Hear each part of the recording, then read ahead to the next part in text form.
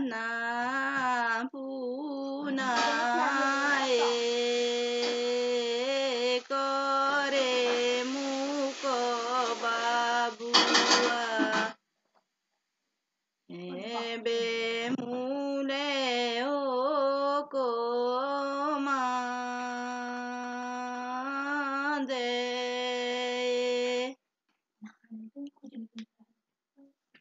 दाना पुनाए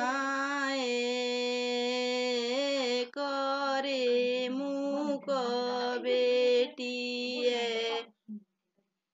हुकुमा पुणे आमाका।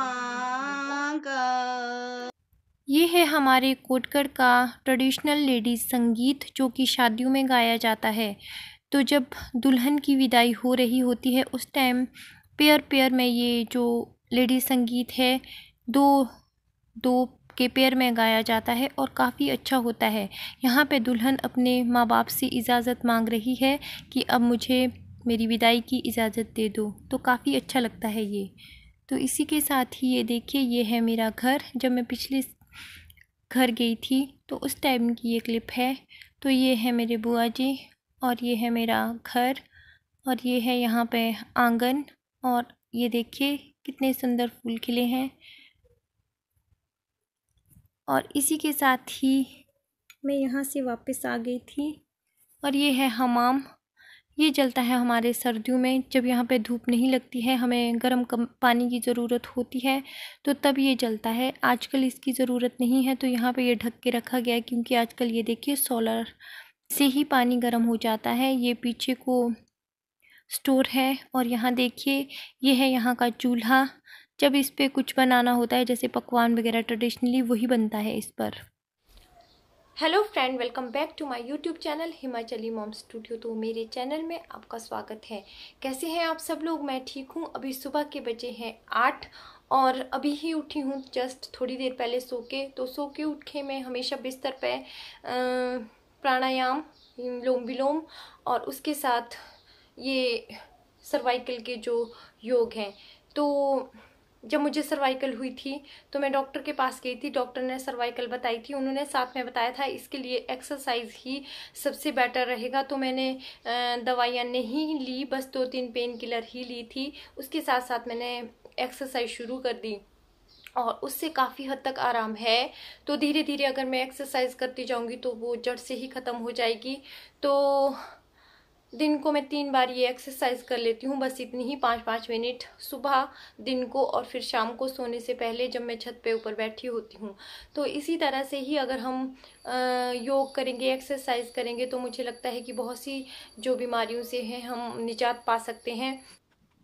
तो यहाँ पे मैं फास्ट फॉरवर्ड में अपना योगा रूटीन शेयर कर रही हूँ आप लोगों के साथ। सबसे पहले मैं प्राणायाम करती हूँ, उसके बाद मैं लोम विलोम करती हूँ और उसके बाद जो मेरी सर्वाइकल की एक्सरसाइज है, ये वो एक्सरसाइज है जो मैं डेली करती हूँ। इनको मैं छोड़ती नहीं हूँ। अदरवाइज़ जो मेरा प्रॉपर योगा होता है उसको मैं बाहर छत पे जाके या खुली हवा में ही करती हूँ। लेकिन सुबह अगर मुझसे थोड़ा लेट उठने में बनता है तो मैं अपने बेड पर ही ये सब एक्सरसाइज कर देती हूँ। तो इन सब चीज़ों से मुझे काफ़ी हद तक आराम है। तो मैंने अभी तक पेन किलर 2 या 3 ही ली है, ज़्यादा नहीं ली है। तो इसी के साथ मैं अपनी पेन किलर को कभी नहीं लूँगी, तो ये भी ज़्यादा ठीक नहीं होती है। तो एक्सरसाइज से ही मैं अपना ये सही ले आऊँगी। तो मुझे पूरा विश्वास है एक्सरसाइज से ये ठीक हो जाएगी क्योंकि अभी तक मुझे काफ़ी हद तक आराम मिल गया है। तो इस तरह से ये ग्लोइंग स्किन के लिए और हेयर के लिए। तो ये देखिए आज मैं बनाने जा रही हूँ पतरोड़ू, जिसको हम कोटगढ़ी लैंग्वेज में धिंदले बोलते हैं। ये है इसके मसाले, ये है हरी मिर्च कटी हुई और ये है 2 प्याज कटी। इसी के साथ ये है कुटी हुई लहसुन इसमें काफ़ी अच्छी लगती है और ये मैं अपने तरीके से बना रही हूँ। इसमें मैंने डाली है ये दले चने। तो ये मैंने मशीन में पीस लिए थे हल्के हल्के से दरदरे से और उसमें मैंने पानी डाल दिया था और मैंने यहाँ पे लिया है आधी कटोरी आटा और बेसन। इसी के साथ ही ये देखिए वो पानी मैंने इसका निकाल दिया है और उसमें मैंने बेसन ऐड कर दिया है और ये आधी कटोरी आटा भी इसमें ऐड कर दिया है और दले चने जो मैंने भिगो के रखे थे और उसमें चला जाएगा हमारा कटा हुआ प्याज और ये है हरी मिर्च। और इसी के साथ ही मैं इसमें ऐड कर दूंगी अपने मसाले। ये है मेरी कुटी हुई लहसुन। तो लहसुन का टेस्ट इसमें काफ़ी ज़्यादा अच्छा आता है, तो लहसुन इसमें मैं डालती हूँ कूट के। इसी के साथ ही मैंने डाल दी है इसमें हल्दी, स्वाद अनुसार नमक,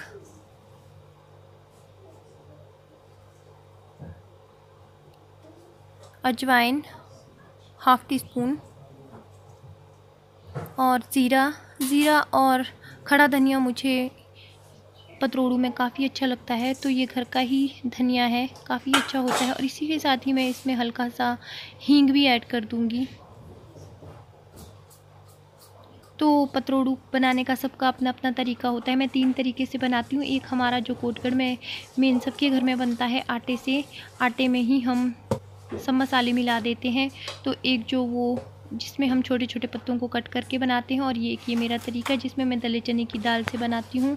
तो इस तरह से पहले मैं इसके जो ये डंठल है इनको निकाल दूँगी, और इसमें मैं अब अपने इस मसाले को इस तरह से लगा दूँगी, क्योंकि ये इसमें बहुत सारे मतलब कि खड़े मसाले और प्याज हैं, इसमें दले चने भी हैं, तो ये बिल्कुल स्मूथ पेस्ट नहीं है। पर फिर भी ये हमें अच्छी तरह से इस तरह से इस पर स्प्रेड कर देना है अच्छे से। तो ये वाले पतरोड़ू भी बना के देखिएगा, बहुत यम्मी बनते हैं। इसका टेस्ट बहुत अच्छा आता है। इसमें ज़ीरा, धनिया और लहसुन, फिर इसमें दले चने का फ्लेवर काफ़ी अच्छा आता है। बस उनको हल्का दरदरा सा पहले मिक्सी में या कुंडी में पीसकर उसे 15 मिनट के लिए भिगोने के लिए डाल दीजिए। काफ़ी अच्छा लगता है और हेल्दी भी रहता है। दले चने ठंडे होते हैं और पतरोड़ू की तासीर गर्म होती है, तो ये अच्छा रह जाता है कॉम्बिनेशन इस चीज़ का। तो इस तरह से मैं आपको एक पतरोड़ू लपेट के दिखा रही हूँ। इससे पहले मैंने अपने चैनल पे शेयर किया था आप लोगों के साथ, जिसमें मैंने कट करके बहुत ही ज़्यादा पुराने तरीके से बनाए थे, क्योंकि मेरी मम्मी बोलते हैं कि उनके दादी वगैरह के टाइम में वैसे बनते थे, लेकिन हमने ऐसे ही देखे। लेकिन मैंने वैसे भी बना के देखे, तो वो ऐसे भी काफ़ी अच्छे बनते हैं। खाना बनाने का सबका अपना अपना तरीका होता है, तो हमें हर तरीके ट्राई कर लेने चाहिए। ये देखिए, ये मैंने इस तरह से फोल्ड करी, यहाँ से ये अपने आप ही लॉक हो जाता है, क्योंकि अंदर में इसमें ये पेस्ट होता है। तो इसी तरह से ये देखिए, यहाँ पे मैं अच्छे से सफाई कर दूँगी। और ये मेरे पतरोड़ू भी सारे मैंने तैयार कर दिए हैं। और ये देखिए, ये है मेरे पतरोड़ू। अब मैं इन्हें सिड्डू मेकर में बॉईल कर दूँगी। और ये रौनक का हाथ है, और देखिए इस तरह से मैं ये डाल दूँगी। तो रौनक यहाँ पे कैमरामैन है, तो उसकी उंगलियाँ आगे आ गई है, कोई बात नहीं। तो इस तरह से मैं इनको 4 नीचे और 4 ऊपर डाल दूँगी। तो ये पत्ते वही हैं जो मैं घर से लेके आई थी।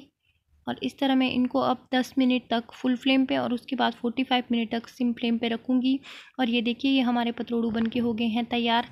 तो मुझे तो ये ऐसे भी अच्छे ही खाने को लगते हैं, क्योंकि इसमें सारे मसाले हैं, तो बॉयल खाना अच्छा रहता है। लेकिन फिर भी मैं चाय के साथ इनको इस तरह से कट करके, तो रौनक को जो है इस तरह से ही पतरोड़ू खाना बहुत ज़्यादा पसंद है, तो मैं इस तरह से इसके लिए कट करके इसको फ्राई कर दूंगी। तो हिमाचल के हर घर में ही आजकल पतरोड़ू बन रहे हैं, क्योंकि आजकल इसके पत्तों का सीज़न शुरू हो गया है अब। तो इस तरह से मैं अपनी दूसरा भी ये इस तरह से कट कर दूंगी।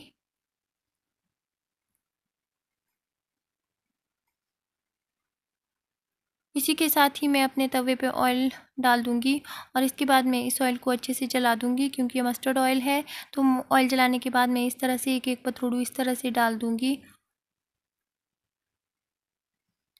और फिर मैं लो फ्लेम पे इसको 5 मिनट के लिए एक साइड से सेकूंगी, और 5 मिनट के लिए फिर मैं इसको पलट दूंगी।